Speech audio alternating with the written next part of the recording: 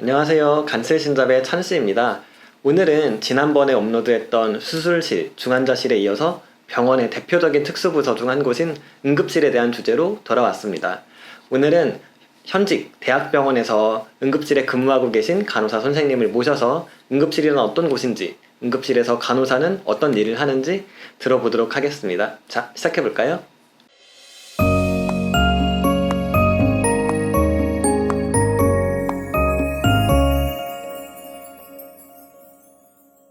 안녕하세요. 네, 그러면 우선 병원에서 응급실은 어떤 곳인가요? 네, 응급진료센터는 급성질환이나 손상으로 인한 이상에 대해서 저희가 신속한 처치와 진단을 통해 생명을 구하고 최단 시간 내에 정상 내지 이에 가까운 상태로 회복시켜 계속되는 치료나 수술 또는 재활의 치료를 높이는 곳입니다. 응급실의 특성상 제한된 재원과 인력, 시간으로 최대한 많은 환자들에게 최대한 많은 치료 효과를 높이기 위해서 응급실에는 트리아지라는 개념이 있는데요. 이 트리아지는 환자의 바이탈 사인, 출혈 혹은 의식 상태 등을 고려해서 레벨 1부터 레벨 5까지 나눠지고요. 그러다 보니 응급실은 제일 중환자가 있는 중환자구역, 준중환자구역, 그리고 경환구역 이렇게 구분이 되어 있습니다. 예, 응급실이라고 하면은 저는 사실 약간 위급한 상황의 환자분들이 먼저 조금 생각이 나는데 실제로 근무하시면은 어떤 환자분들이 많이 오시는지 그리고 하루 중에는 환자분들이 어느 정도 오시나요? 보통 응급실 하면은 교통사고 같은 이런 트라우마 환자들이 많이 올 거라고 생각을 하시는데요. 응급실에는 복통이나 발열로 오시는 분들이 가장 많습니다. 그리고 보통 오전 시간에 외래 오픈하는 시간에는 외래에서 환자분들이 많이 내려오셔서 그때 좀 붐비는 경향이 있고요. 또 밤 시간에는 주치자분들이 몰리는 경향이 있습니다. 그래서 하루에 보통 일평균 한 200에서 300명 정도 오시는 것 같아요. 예, 그리고 제가 기본적으로는 응급실에서는 이제 환자분들이 뭐 병동이나 이렇게 올라가시기 전에 기본적인 그런 처치들을 먼저 하는 곳으로 알고 있는데 구체적으로는 어떤 처치까지 한다고 생각을 하면 될까요? 응급실은 일단 병동이랑 중환자실에서 이루어지는 대부분의 처치들과 검사들은 이루어지고 또 이제 병실 올라갔을 때보다 조금 더 검사들이 빨리 응급으로 진행되는 경향이 있기 때문에 아예 병실 올리기 전에 검사들이랑 응급했진들 다 보고 올라가자고 하는 경우도 있고요. 또 응급하게 나가지 않아도 되는 검사들의 경우에는 응급실에서 아예 검사 진행을 안 하고 병실 올라가서 하는 경우도 있습니다. 예, 그렇게 기본적인 처치를 하는 환자분들 외에도 응급실에 좀 장기로 입원을 하시는 분들도 있다고 들었어요. 그런 건 어떤 경우인가요? 네.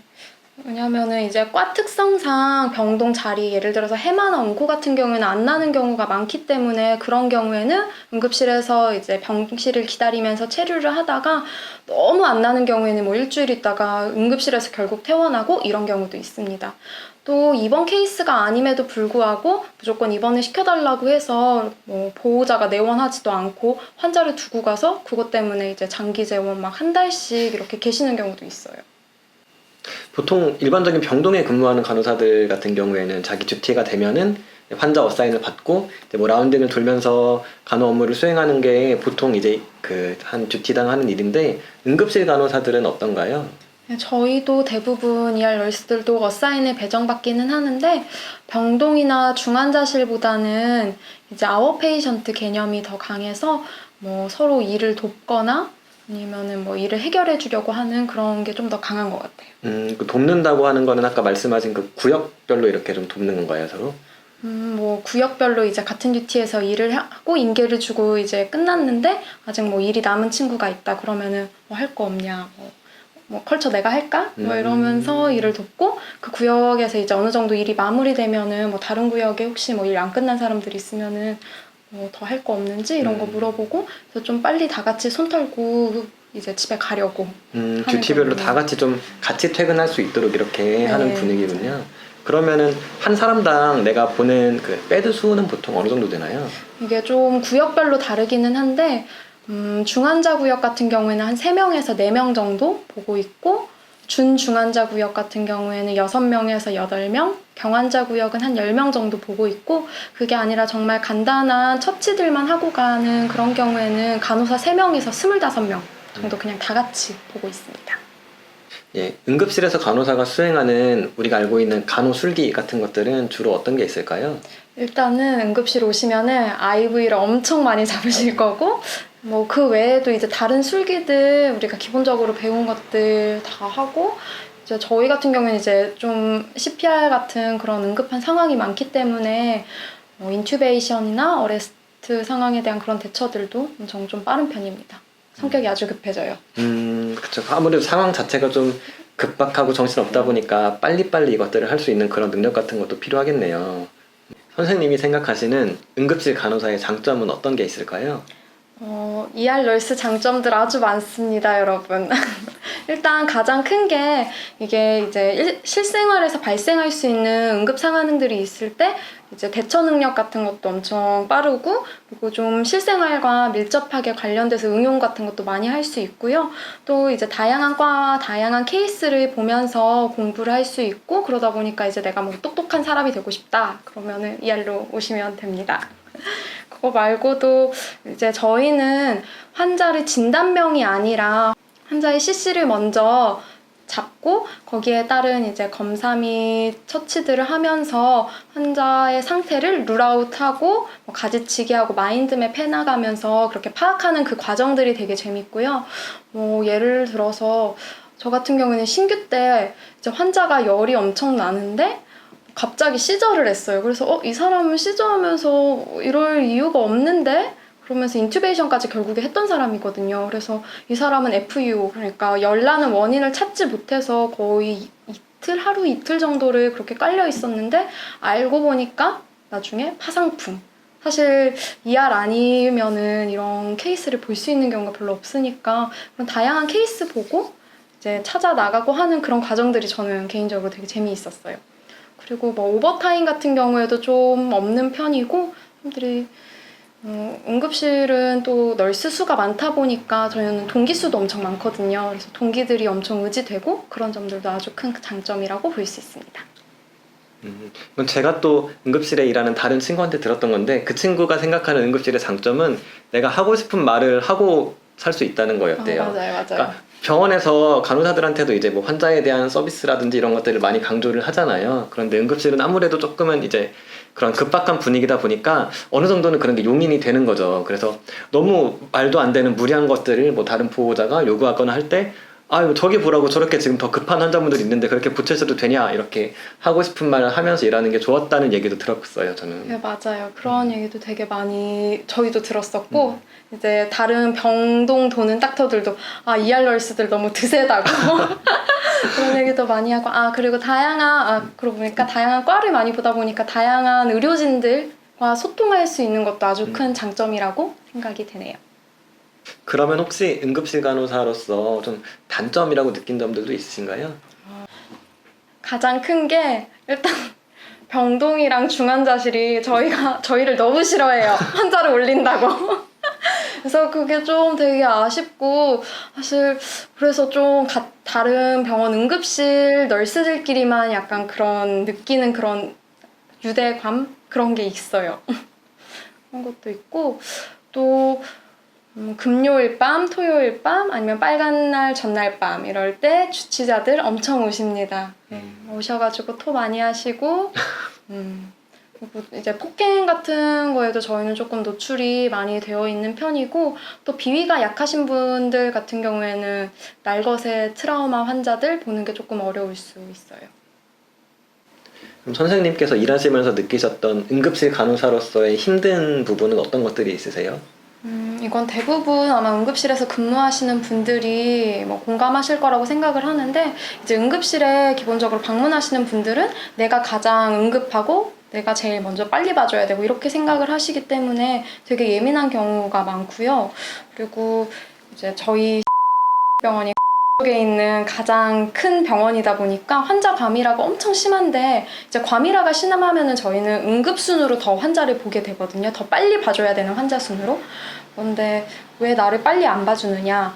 응급실이면은 그게 빨리빨리 봐주는 응급이라고 생각을 하시는데 그게 아니고 저희가 정말로 그 응급도 순으로 보는 건데 그렇지 않게 생각하시는 분들이 있어서 그럴 때 좀 마음이 많이 어려운 것 같아요.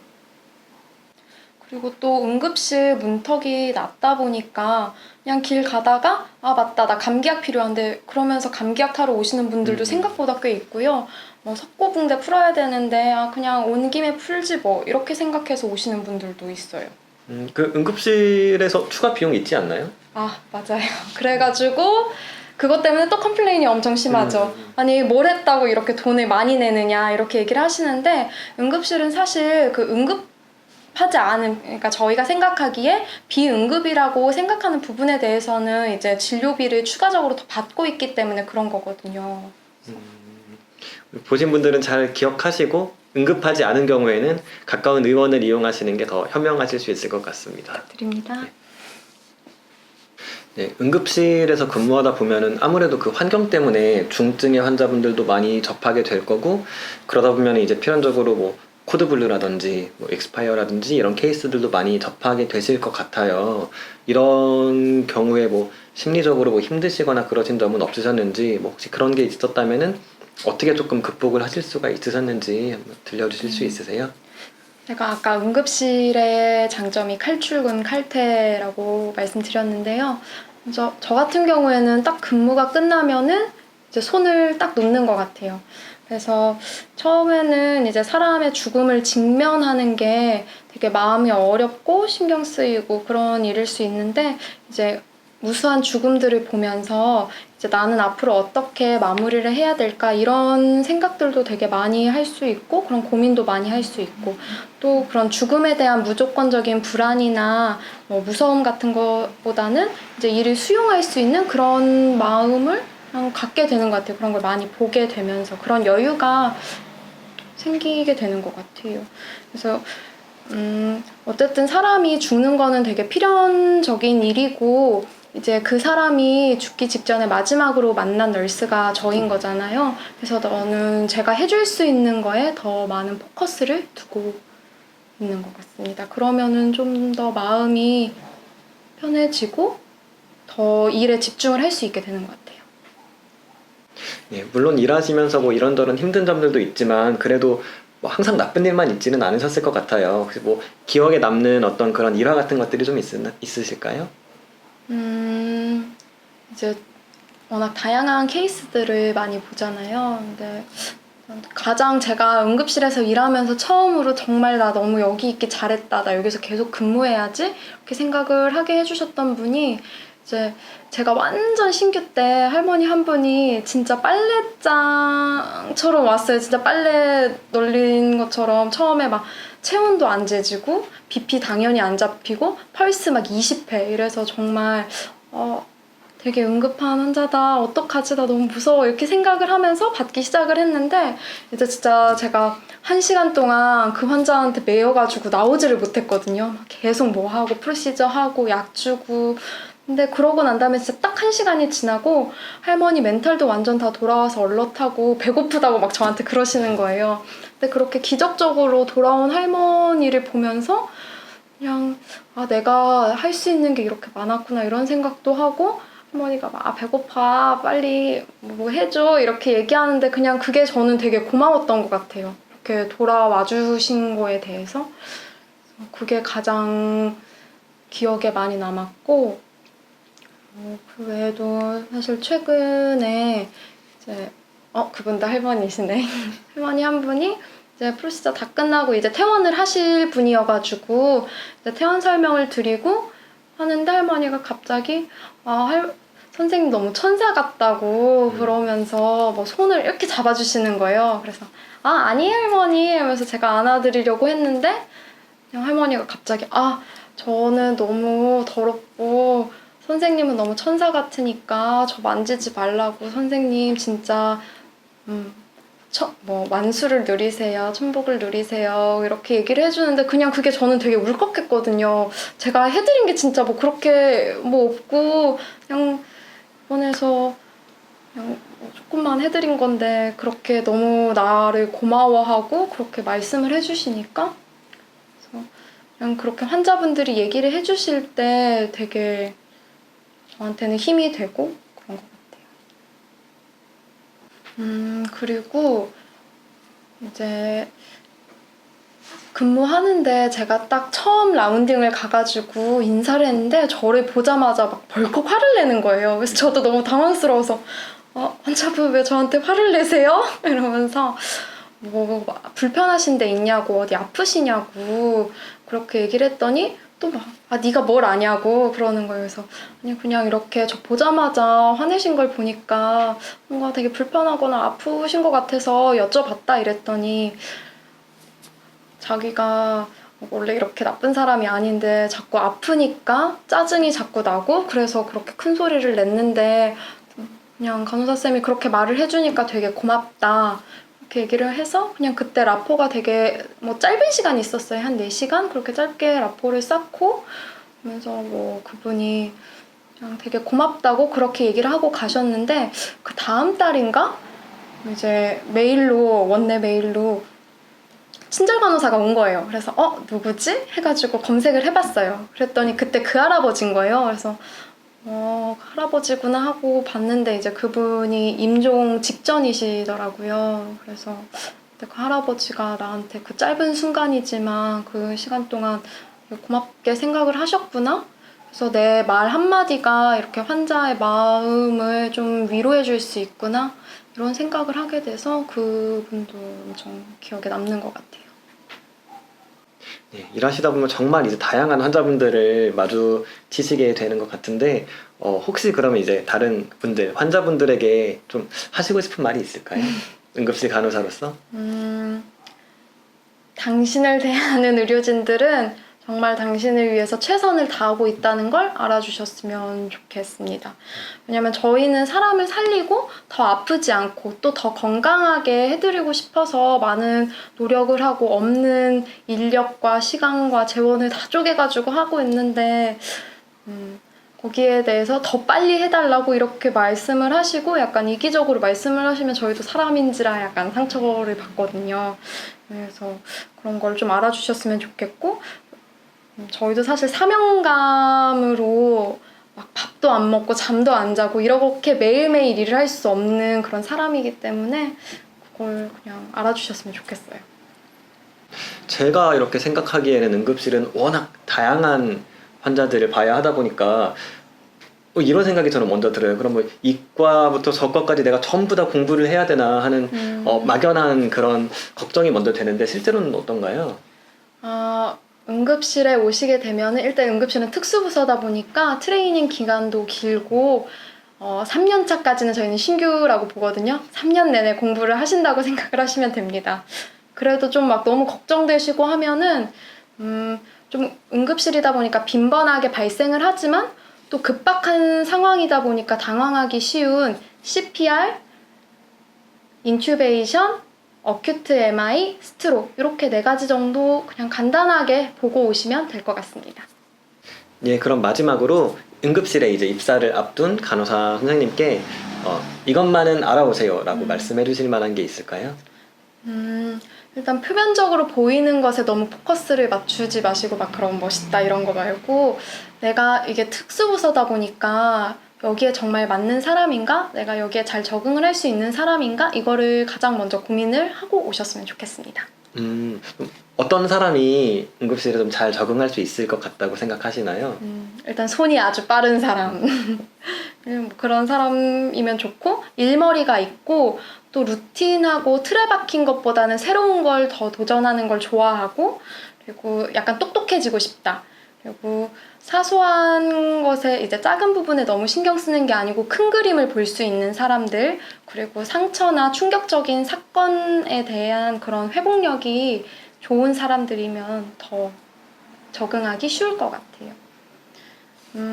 이제 신규는 제가 생각하기에는 뭐 언제나 힘들거든요. 이거는 비단 뭐 이제 간호사 신규뿐만 아니라 사회 생활을 이제 처음 시작하는 첫 발을 내딛는 초년생들이 다 겪는 거라고 생각을 하는데 이제 아무래도 간호사는 나의 실수가 이제 사람의 생명이랑 직결이 되다 보니까 다들 좀 예민한 상태고 그래서 누가 여러분들한테 뭐라고 하는 게 정말 여러분이 나빠서 뭐라고 하는 게 아니고 그런 것 때문에 비난하는 게 아니거든요. 그래서 그걸 생각을 해줬으면 좋겠고, 저는 개인적으로 신규 때 가장 저에게 위로가 됐던 말은 그냥 신규 시절이 이제 제 인생의 가장 밑바닥, 가장 힘든 시기라고 생각을 하고 버텨라 이거였는데, 생각해보니까 제 밑바닥이 이 정도면 좀 나쁘지는 않은 것 같아서 그렇게 그냥 그 시간들을 잘 보내왔던 것 같아요. 네, 그럼에도 불구하고 저는 이제 잘 적응한 케이스지만 너무 이게 나랑 안 맞고 너무 힘들다 이런 경우에는 혼자서 너무 고통받지 않고 그만두시는 것도 한 가지 방법이라고 생각을 합니다. 다만 이제 여러분 스스로 적응할 수 있는 그 시간을 충분히 가졌는지, 그 가졌음에도 불구하고 이게 안 맞는다 그러면 쿨하게 그만두셔도 됩니다.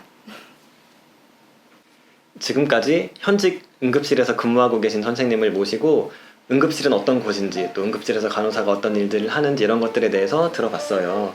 사실 저도 제가 응급실에 대해서 가지고 있던 그냥 단편적인 그런 느낌은 돗대기 시장, 응급한 상황 딱 그냥 이 정도만 알고 있었는데 실제 본인의 얘기를 오늘 많이 좀 전달해 주셔서 덕분에 저도 많은 공부가 된 것 같습니다. 여러분들도 보시다가 혹시 추가로 더 궁금하신 점이 있으시다면은 댓글 달아주시면은 제가 여쭤보면 답변해 주실 거죠? 네. 제가 자문을 구해서 답변을 달아드리도록 할 테니까 많이 남겨주시고요. 예, 그럼 오늘의 간쓸 신잡은 여기까지입니다. 저희는 다음에도 유익한 주제로 돌아오겠습니다. 감사합니다.